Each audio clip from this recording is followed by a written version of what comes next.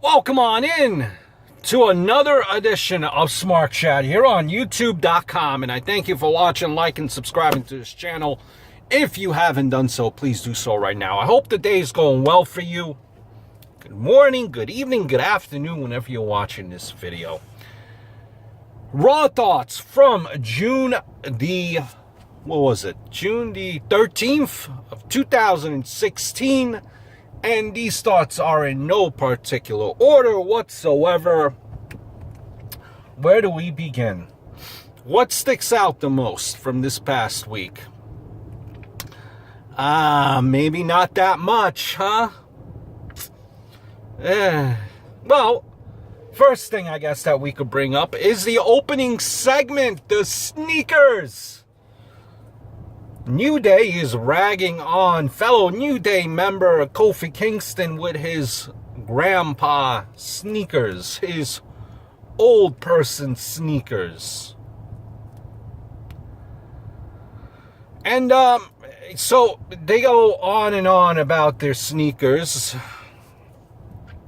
Okay. Okay, it wasn't funny. To me, I wasn't on the floor laughing. I did a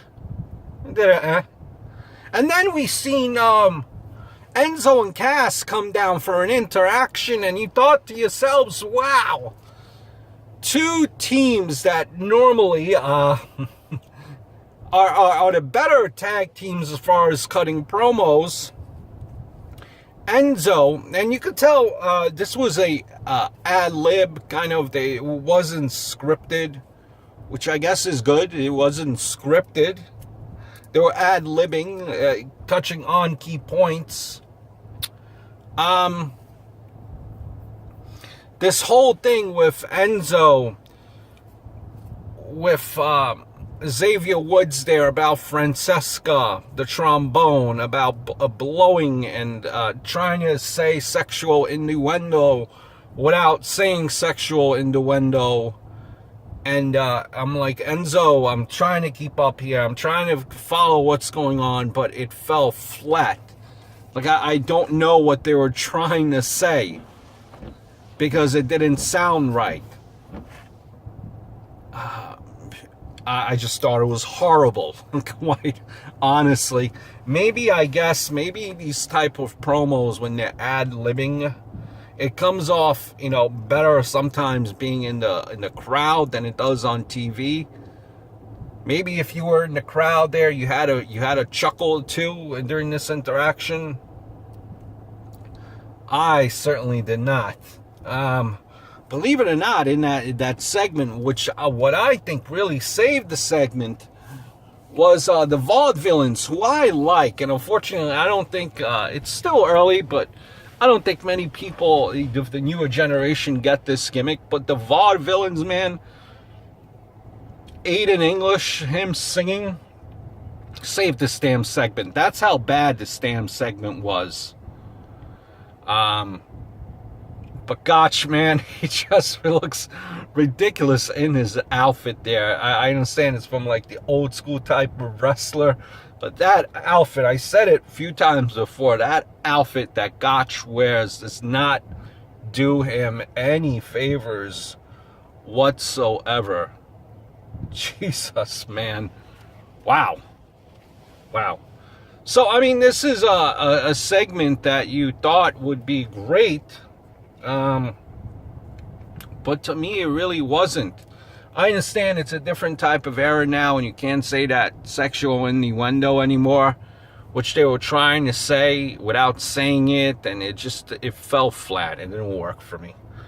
Speaking of something that didn't work for me, going into this, first couple of segments on Raw, this happened, I think, going on to the 9 o'clock to the 10 o'clock hour, if I'm not mistaken.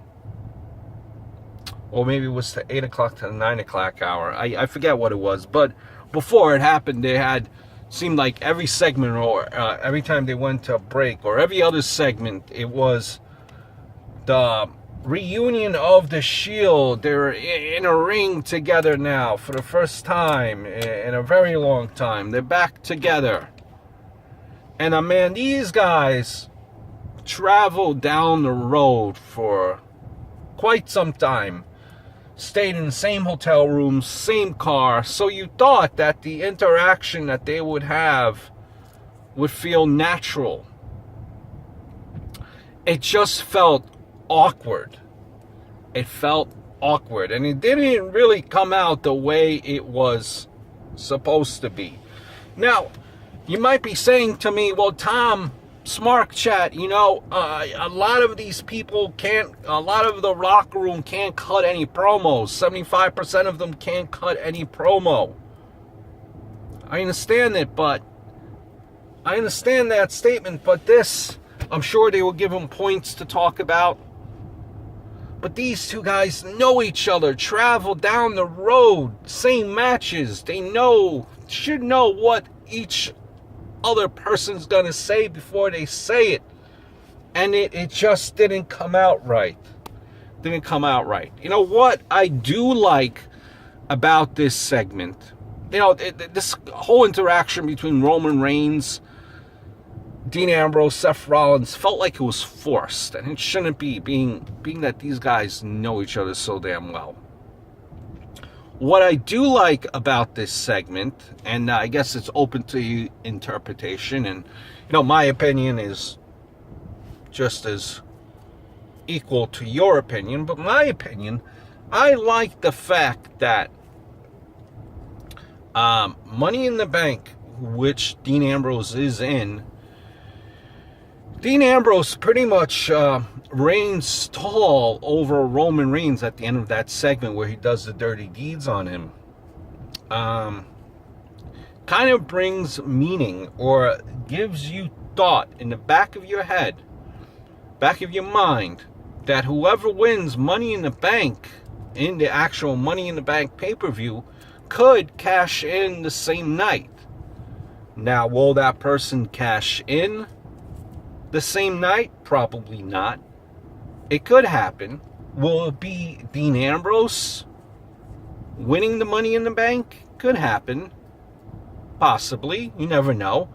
But what they did right there, I get it, because it leaves that thinking in the back of your mind that whoever wins the Money in the Bank could cash in on, you know, either Roman Reigns or Seth Rollins, whoever wins. And just to make a prediction about this match, I do think that it's going to be, quite honestly, I think that it's going to be Roman Reigns that wins, some type of like fuck finish over Seth Rollins.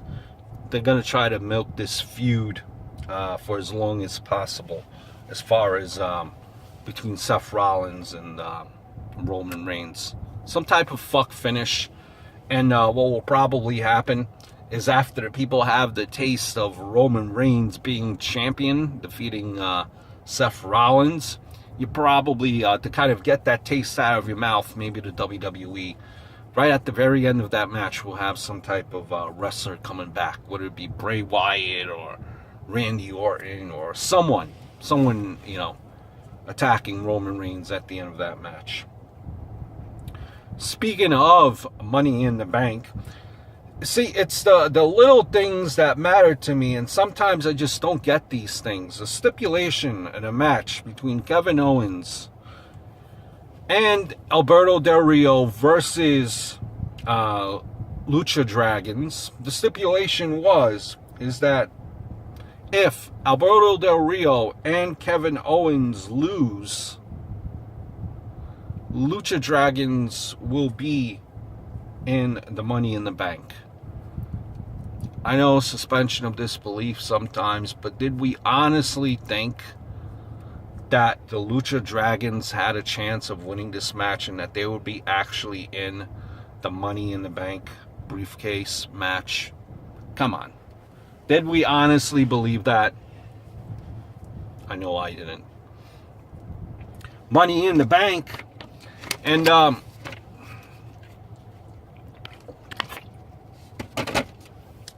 women's wrestling match on Raw, you had Dana Brooke versus Paige. I'm sorry, not Dana Brooke, but Charlotte versus Paige.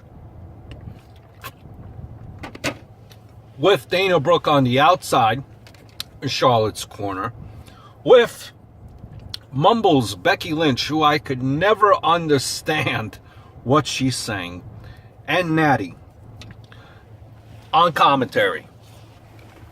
This whole segment was a colossal fail. Becky Lynch mumbles, or at least me, maybe it's just me, I just can't understand the words she's saying. Nattie is talking about her damn cat for some reason, which has nothing to do with the match and her opponent. And then, as she's talking, Michael Cole and JBL are talking over her, pretending like she's almost not saying anything at all. And then Byron Saxton is trying to engage Nattie Neidhart, and she keeps on talking about her cat. And Becky is mumbling something all the while JBL and Cole just go completely over her, talk over her, and pretend like she's not even there. What's the point of this? Do you know? I don't. What is also the point of this whole damn story?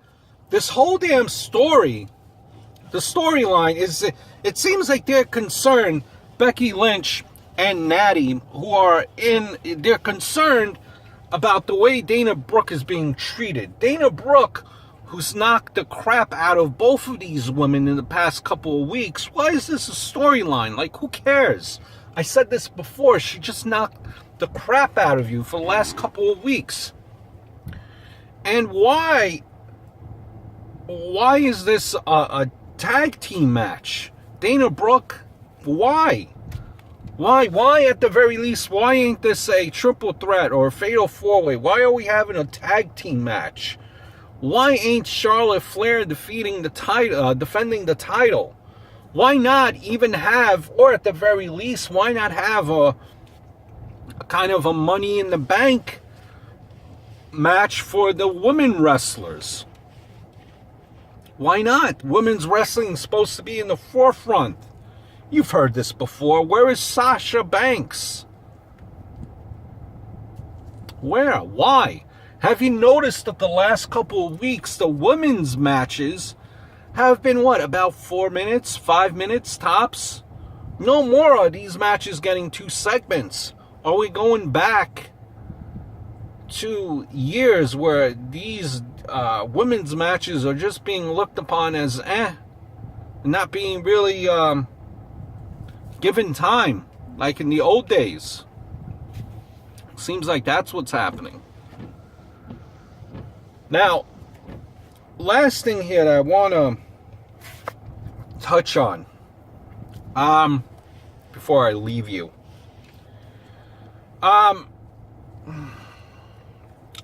Rusev, well, 2 things actually. Rusev versus Titus O'Neil. I like that segment there, where Rusev attacks Titus O'Neil, like destroys him before Titus O'Neil was even able to get to the ring. Could Rusev be? It almost felt like Rusev was like that monster heel, like he was when he first debuted, destroying everyone. Is it too little, too late? Last thing, and I've always been a Cena supporter. I don't hate Cena. You gotta give Cena his credit. Give credit where credit is due. Man, was he trying to sell? Was he trying to sell the hell out of AJ Styles? Bringing up everything under the book. Multiple champion. What he accomplished in, ROH, I believe he even said, New Japan, brought everything out of everything but the kitchen sink.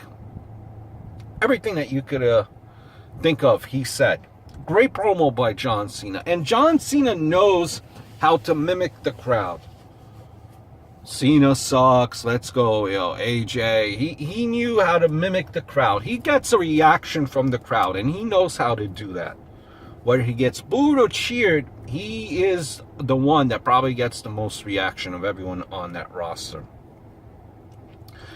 He even said that this is a match 15 years in the making, a WrestleMania dream match that everyone wanted to see. Everyone has always talked about this match. A little bit overselling, I don't know about you, but I've never talked about John Cena versus AJ Styles as a dream match. Have you? No, I haven't. And, the fact of the matter is that John Cena is towards the downside of his career. He's approaching 40. No matter what WWE makes you want to believe, AJ Styles is up there too. What is he, 38? Fact of the matter is that AJ Styles, his reaction that he's been getting, lukewarm at best. Yes, I know he's a heel now, but even prior to that, lukewarm at best. AJ Styles has lost a couple of matches already to, Roman Reigns, Jericho. Is this a wrestling match that you're looking forward to? Is this a dream match per se? Does AJ Styles win clean? Makes you think. A lot to think about. Based on that, I don't see John Cena, I don't see AJ Styles winning, clean at all. I don't see it. Just some of my thoughts from Raw. I hope all is well, and I look forward to speaking to you very, very soon.